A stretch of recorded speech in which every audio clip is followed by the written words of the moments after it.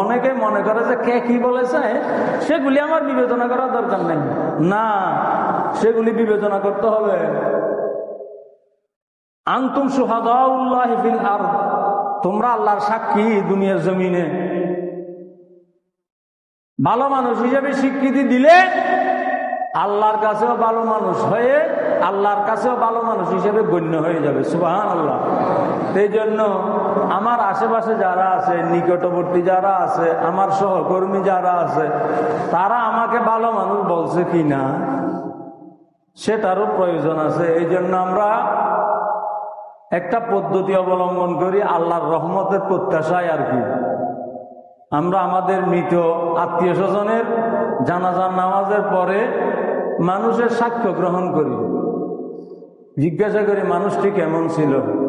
তো মানুষরা যখন ভালো মানুষ হিসাবে সাক্ষ্য দেয় তখন আমরা আশা করতে পারি যেহেতু ইমানদার মুসলমানরা তাকে ভালো মানুষ হিসাবে সাক্ষ্য দিয়েছে, আল্লাহর কাছেও সে ভালো মানুষ হয়ে গণ্য হয়ে যাবে। সুবহানাল্লাহ।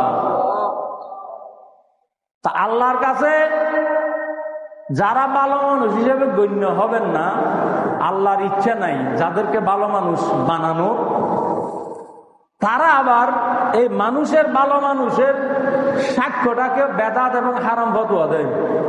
এটা হচ্ছে আল্লাহর পক্ষ থেকে আল্লাহর মাইরিটা।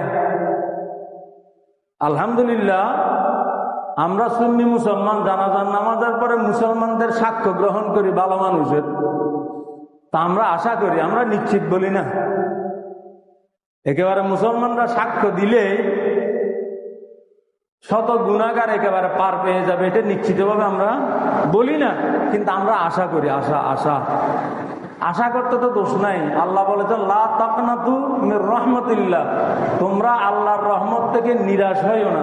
আমরা নিরাশ না হয়ে আমরা মুসলমানরা একটা মুসলমান ভাইয়ের ব্যাপারে ভালো সাক্ষ্য দিই।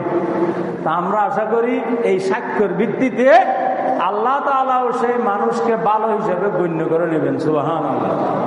আর যাদেরকে আল্লাহ ভালো মানুষ হিসেবে গণ্য করতে চান না, তো তাদেরকে ওই মানুষ মুসলমান মানুষ দিয়ে ভালো মানুষের সাক্ষ্যও দেন না। সাক্ষ্য তো দেন না, বরং এটাকে হারাম বেদাত ফতোয়া দিয়ে ওই তারা দুনিয়া থেকে হারাম মানুষ হয়ে বিদায় নেয়। নাউজুবিল্লাহ।